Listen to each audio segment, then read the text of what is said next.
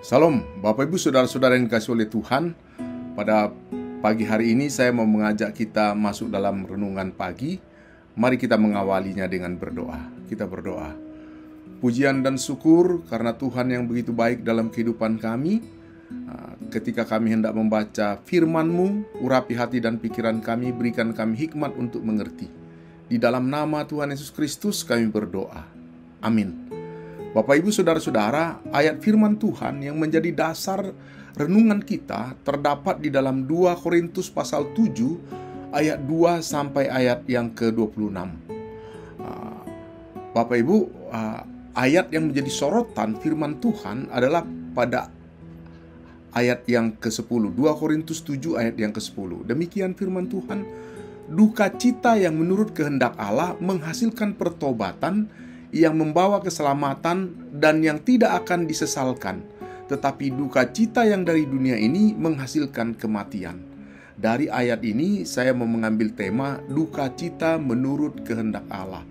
Bapak Ibu Saudara-saudara, dalam surat Korintus ini Rasul Paulus berbicara tentang pengalaman duka cita yang dialami oleh jemaat di Korintus dan bagaimana duka cita tersebut yang sesuai dengan kehendak Allah dan ternyata dapat menghasilkan pertobatan yang sejati. Jemaat di Korintus pada waktu itu menghadapi berbagai masalah dan tantangan. Mereka bergumul dengan perpecahan, bergumul dengan ketidakmurnian dan perilaku umat yang tidak sesuai dengan ajaran Yesus Kristus. Sebelumnya, Paulus menulis surat yang keras kepada jemaat Korintus untuk menegur mereka atas dosa dan kesalahan mereka. Surat ini yang dikenal sebagai surat yang menimbulkan duka cita, serta surat yang bertujuan untuk membawa kesadaran dan pertobatan di antara mereka. Teguran yang keras ini membawa kesedihan, namun tujuannya adalah untuk membimbing mereka menuju perubahan yang lebih baik. Pada ayat yang ke-8 dan 9 dikatakan, sebab sekalipun aku telah menyedihkan hatimu dengan suratku itu, aku tidak menyesal. Dan sekalipun aku menyesal, sebab aku lihat bahwa surat itu menyedihkan kamu, biarpun untuk seketika saja lamanya. Namun sekarang aku bersuka cita, bukan karena kamu telah berduka cita, melainkan karena kamu telah berduka cita sedemikian rupa, sehingga kamu bertobat. Sebab kamu telah berduka cita menurut kehendak Allah, supaya kamu jangan menderita kerugian apapun dari kami. Bapak Ibu Saudara-saudara, pada ayat 8 dan 9 ini, Paulus menyatakan bahwa meskipun ia awalnya merasa menyesal karena surat yang menyebabkan duka cita, Paulus kemudian bersuka cita karena duka cita itu menghasilkan pertobatan. Duka cita sejati membawa kesadaran akan dosa dan keinginan untuk berubah. Itulah sebabnya pada ayat yang ke-10, 2 Korintus 7 ayat 10, Paulus membedakan antara dua jenis duka cita. Duka cita duniawi dan duka cita karena kehendak Allah.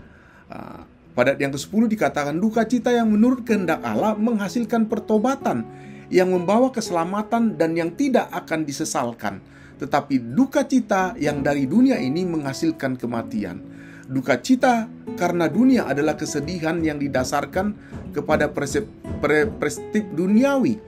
Itu bisa mencakup penyesalan karena kita ketahuan berbuat dosa, karena kita kehilangan status atau menghadapi konsekuensi dari tindakan kita yang tidak sesuai dengan nilai-nilai duniawi atau nilai-nilai yang tidak Tuhan kehendaki, yang pada akhirnya berujung kita berputus asa, marah, dan tidak berdaya karena tidak ada unsur pertobatan di dalamnya. Sebaliknya, duka cita karena kehendak Allah adalah kesedihan yang timbul karena kesadaran akan dosa kita di hadapan Tuhan. Ini adalah perasaan yang dipicu oleh kesadaran akan ketaatan kita terhadap kehendak Tuhan dan keinginan untuk kembali ke jalan yang benar. Duka cita ini menghasilkan pertobatan, menghasilkan perubahan hati, dan menghasilkan tindakan yang nyata untuk memperbaiki kesalahan, serta hidup sesuai dengan kehendak Allah. Bapak Ibu Saudara-saudara, Paulus mencatat tanda-tanda pertobatan yang sejati dalam kehidupan jemaat di Korintus. Dia uraikan pada ayat yang ke-11. Ia menyebutkan bagaimana mereka menunjukkan kesungguhan, pembelaan, amarah, ketakutan, kerinduan, keinginan untuk dihukum, dan pemulihan.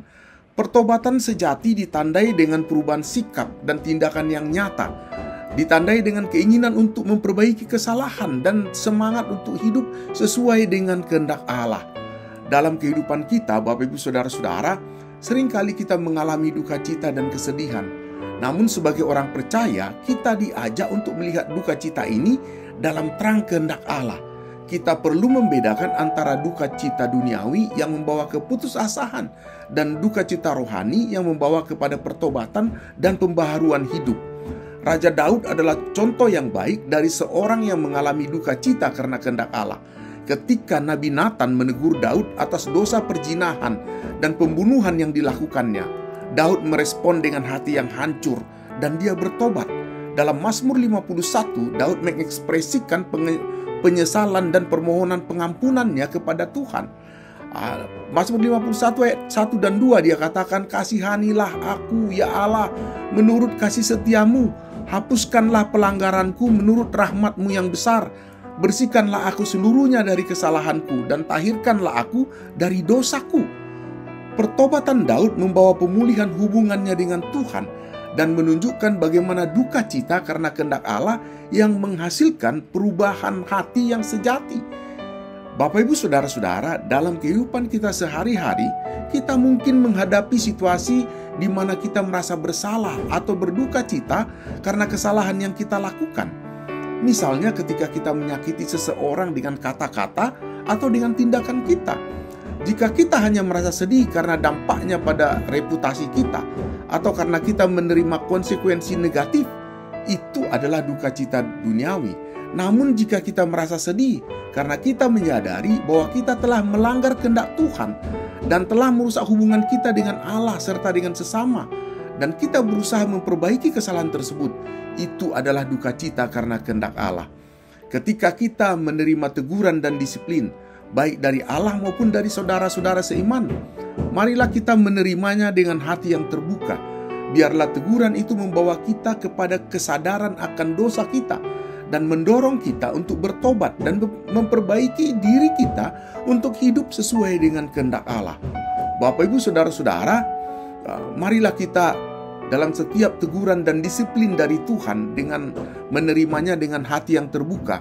Biarlah itu membawa kita kepada pertobatan dan pembaharuan hidup.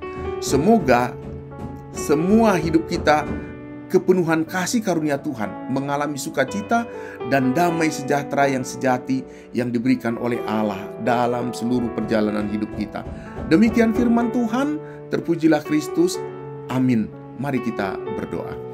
Firman-Mu yang kembali mengingatkan kepada kami, seringkali kami melakukan kesalahan dan kami berduka cita. Biarlah kiranya duka cita kami adalah duka cita oleh karena kehendak Allah yang membawa kepada pertobatan dan pembaharuan diri kami untuk melakukan kehendak Allah dalam sepanjang kehidupan kami. Di dalam nama Tuhan Yesus Kristus kami berdoa. Amin.